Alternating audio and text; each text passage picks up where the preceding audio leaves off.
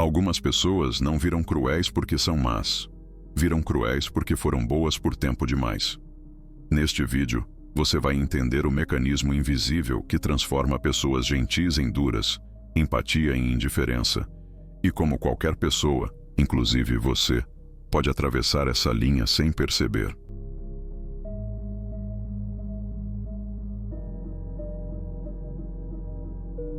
No começo, ser bom parece uma virtude simples. Você ajuda, cede, compreende, escuta. Faz isso não porque espera algo em troca, mas porque acredita que esse é o jeito certo de existir no mundo. Só que quase ninguém percebe o peso invisível que começa a se acumular aí. Cada gesto ignorado, cada limite que você engole, cada vez que sua necessidade fica em segundo plano para manter a harmonia. A bondade começa silenciosa, mas ela cobra juros emocionais. O problema não é ser bom. É ser bom demais em um ambiente que se acostuma rápido com o seu silêncio. As pessoas param de agradecer, param de perceber, param até de imaginar que você também sente cansaço, frustração, raiva. Você vira uma função, um recurso emocional disponível. E quanto mais você entrega, mais normal isso se torna para os outros. Por dentro, algo começa a mudar. Não de forma explosiva, mas lenta, quase elegante. Você aprende a engolir o incômodo e chama isso de maturidade. Aprende a sorrir enquanto se sente usado e chama isso de empatia. Aprende a se abandonar para manter os outros confortáveis e chama isso de caráter. Só que nada disso desaparece. Tudo fica guardado. Existe um ponto em que a bondade deixa de ser escolha e vira obrigação. E quando isso acontece, ela já não nasce mais do coração, nasce do medo. Medo de decepcionar. Medo de ser rejeitado. Medo de ser visto como egoísta. Você continua sendo bom, mas agora por sobrevivência emocional. E esse é o terreno perfeito para algo perigoso crescer. Porque aquilo que não é expresso não se dissolve. Aquilo que não encontra saída se transforma. A frustração começa a se condensar em silêncio. O silêncio vira ressentimento. E o ressentimento não grita. Ele observa. Ele espera. Ele aprende. Enquanto todos ainda te veem como alguém gentil, por dentro você começa a registrar cada injustiça, cada abuso sutil, cada desrespeito disfarçado de normalidade. Não para confrontar, mas para lembrar. E um dia, quando essa conta emocional ficar alta demais, algo vai quebrar. Não de fora para dentro, mas de dentro para fora. A crueldade não nasce do ódio imediato. Ela nasce desse acúmulo invisível de bondade não reconhecida. Quando o coração cansa de oferecer e a mente começa a procurar uma forma de se proteger. E nesse momento, a transformação já começou.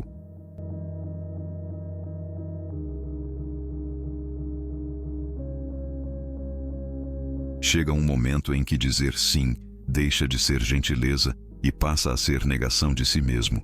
No início, você cede por educação, depois, por hábito, e então, por medo. Medo do conflito, da rejeição, da imagem que os outros têm de você. Cada sim que deveria ter sido um não, arranca um pequeno pedaço da sua identidade. Mas isso acontece de forma tão sutil que quase ninguém percebe, nem você. Aos poucos, suas vontades ficam confusas. Você já não sabe exatamente o que deseja, apenas o que esperam que você deseje. A própria ideia de limite começa a parecer egoísmo. Defender o próprio espaço soa como crueldade. E assim, para continuar sendo visto como bom, você aceita situações que te diminuem. Você se molda, se adapta, se apaga. O problema é que a identidade não desaparece em silêncio, ela se deforma. Quando você abre mão de si repetidas vezes, algo dentro começa a endurecer. Uma espécie de frieza discreta surge como um mecanismo de defesa. Não é maldade ainda. É proteção.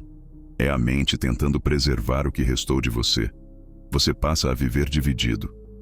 Por fora, a pessoa compreensiva, disponível, estável.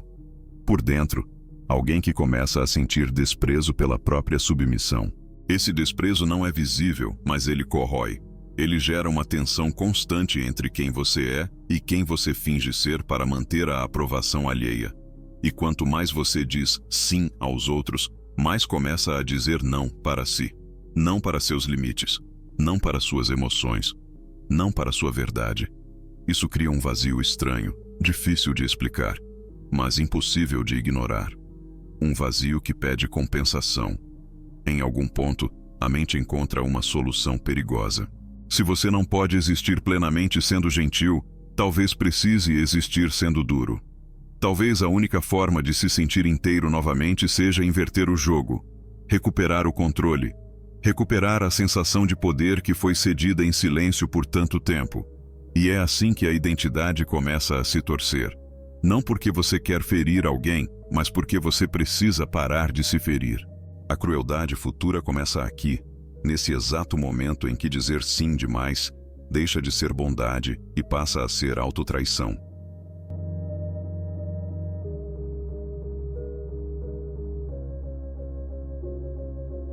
Existe uma emoção que quase nunca recebe permissão para existir dentro das pessoas boas. A raiva.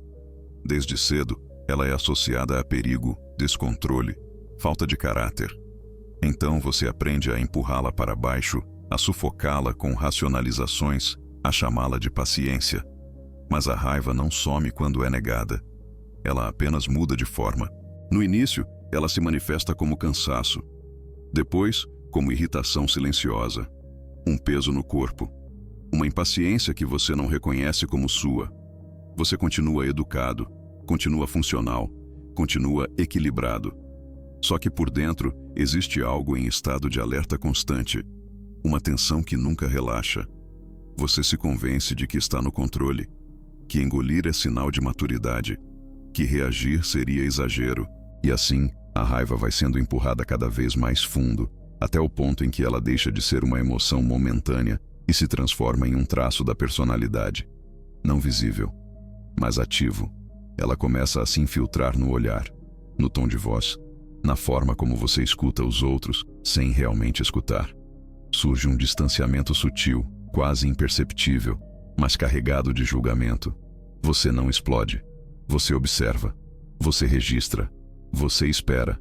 A raiva reprimida é diferente da raiva expressa. A expressa se dissipa. A reprimida se organiza. Ela aprende padrões.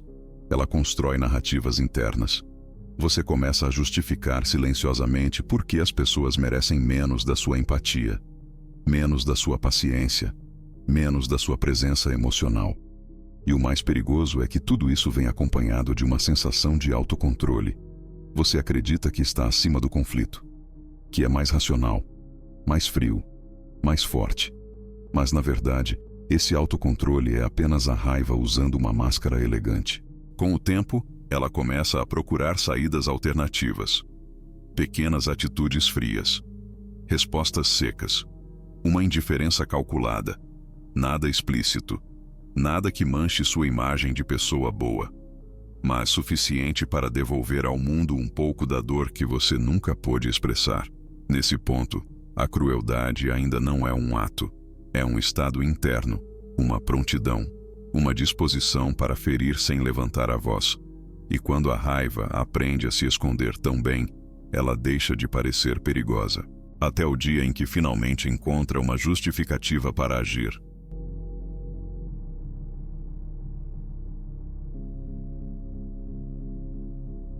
Em algum momento, algo muda na forma como você sente o outro. Não é ódio, não é desprezo aberto, é distância. A empatia, que antes era quase automática, começa a exigir esforço.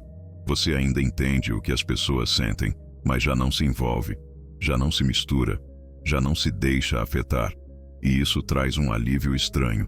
A empatia dói quando você está esgotado. Sentir demais cansa. Então a mente encontra uma saída elegante. Reduzir o contato emocional sem parecer insensível. Você se torna mais racional, mais analítico, mais frio. Pelo menos é assim que você chama. Na prática, é um desligamento progressivo. Você começa a observar as dores alheias como quem assiste de fora, com compreensão, mas sem entrega, com educação, mas sem calor. É nesse ponto que a empatia deixa de ser ponte e vira muro, um muro fino, quase invisível, mas firme o bastante para te proteger. Esse afastamento não acontece de uma vez. Ele surge em pequenas escolhas. Demorar mais para responder. Evitar conversas profundas. Não perguntar como o outro está, porque a resposta exigiria envolvimento. Você ainda parece acessível, mas já não está disponível de verdade. E o mais perigoso é que essa distância começa a parecer maturidade emocional. Você se convence de que finalmente aprendeu a não absorver problemas alheios, que agora sabe se preservar. Só que, ao se preservar, você também se endurece. E o endurecimento traz poder. Quando você para de sentir, passa a controlar melhor. As palavras ficam mais calculadas, as reações mais estratégicas. Você percebe que a ausência de empatia te dá vantagem, te torna menos vulnerável, menos previsível. E isso silenciosamente começa a agradar. Aos poucos você já não se culpa por ser distante. Você se justifica. Diz a si mesmo que já deu demais, que agora é sua vez. E essa justificativa abre espaço para algo novo. A permissão interna para tratar o outro como objeto, não mais como espelho. A crueldade não surge quando a empatia morre. Ela surge quando você percebe que pode viver sem ela. E nesse momento, o caminho para atravessar limites que antes pareciam impensáveis já está aberto.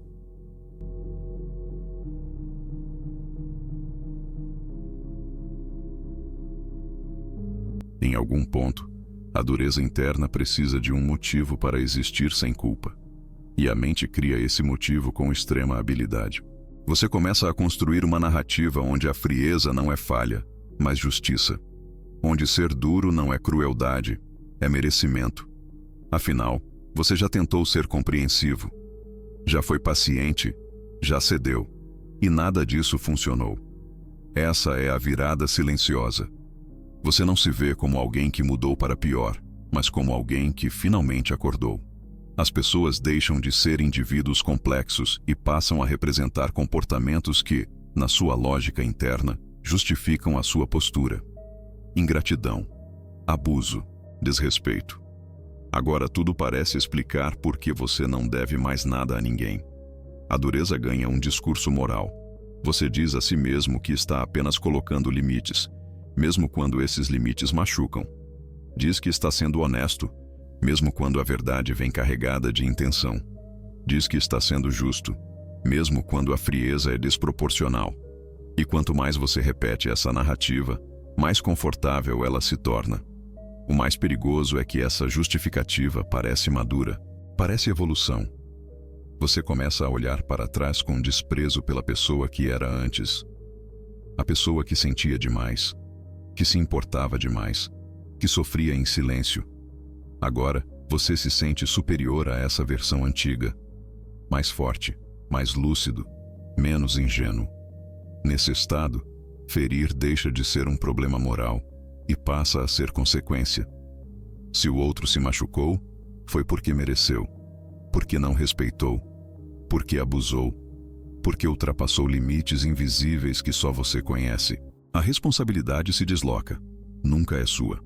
E quando a mente encontra uma lógica que absolve a dureza, algo se estabiliza. A frieza deixa de gerar conflito interno. Você dorme melhor. Decide com mais rapidez. Age sem o peso da empatia. A consciência fica limpa, mesmo quando o outro sai ferido. É assim que a crueldade se instala sem parecer crueldade. Ela vem vestida de correção moral, de autoproteção, de justiça pessoal. E a partir daqui, não é mais sobre se defender. É sobre sentir algo que você não sentia há muito tempo.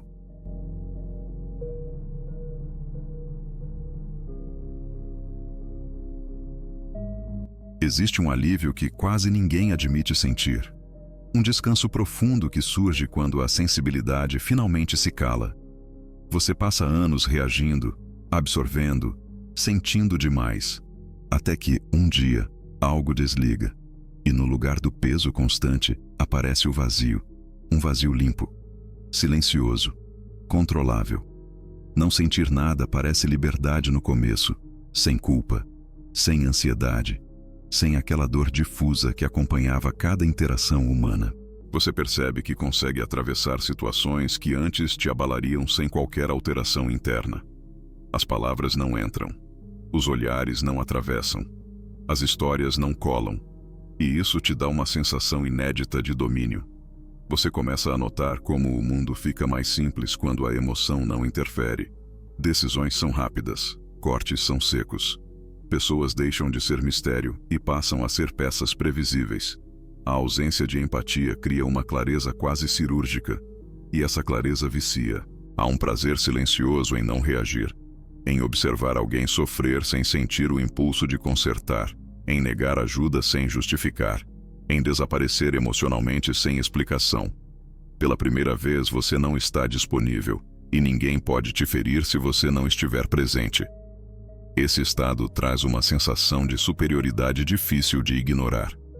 Enquanto os outros se debatem em emoções, você permanece intacto. Enquanto os outros explicam, você decide. Enquanto os outros pedem, você nega. E quanto mais você experimenta esse poder, mais distante fica da versão sensível que um dia foi você. O perigo é que o vazio começa a pedir estímulo. Quando não sentir nada vira o padrão, pequenas doses de impacto passam a ser necessárias para confirmar que você ainda controla algo. Um comentário frio, um afastamento estratégico, um gesto calculado que provoca reação no outro. Não por maldade consciente, mas para sentir a própria força. Você começa a medir seu efeito sobre as pessoas. O silêncio que desestabiliza, a indiferença que confunde, a frieza que machuca mais do que palavras duras. E ao perceber esse impacto, algo se encaixa.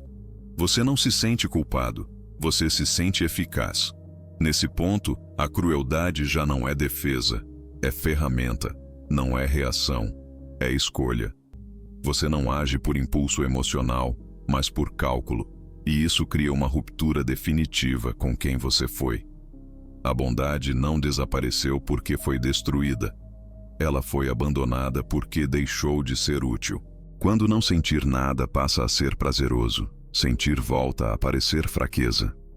E é nesse exato lugar que a transformação se completa, mesmo que ninguém ao redor perceba. Porque por fora, você ainda parece normal. Mas por dentro, algo essencial já não existe mais.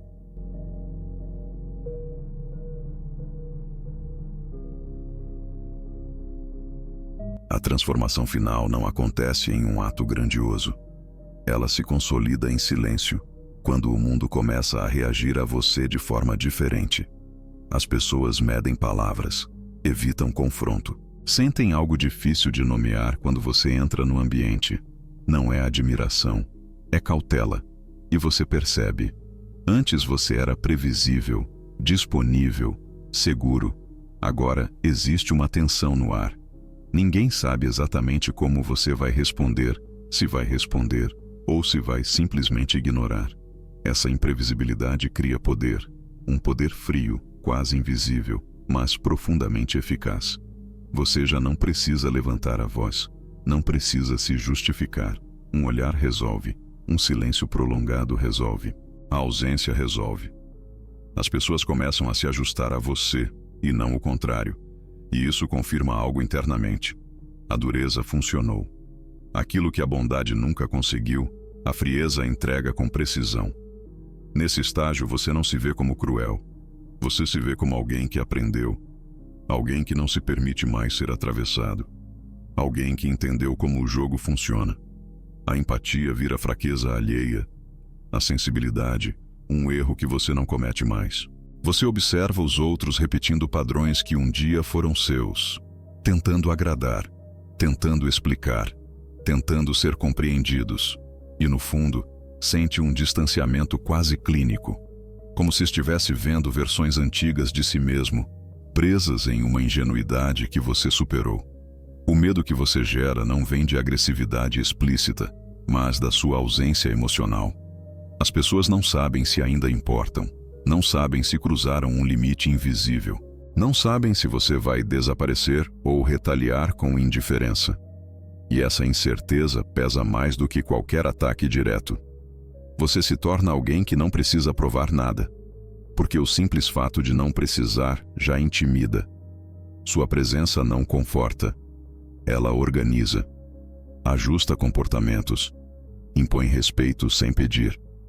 E quanto mais isso acontece, mais distante você fica da ideia de bondade como virtude. O paradoxo é que, em algum lugar profundo, você sabe que isso custou algo, mas não sabe mais exatamente o que. A perda é abstrata, sem forma, sem nome. Você apenas sabe que não sente falta, porque sentir falta exigiria sentir. E assim a pessoa boa não desaparece em um surto de maldade. Ela se transforma em alguém temido porque aprendeu que, neste mundo, quem sente menos controla mais. E quando o controle se torna identidade, voltar atrás já não parece possível.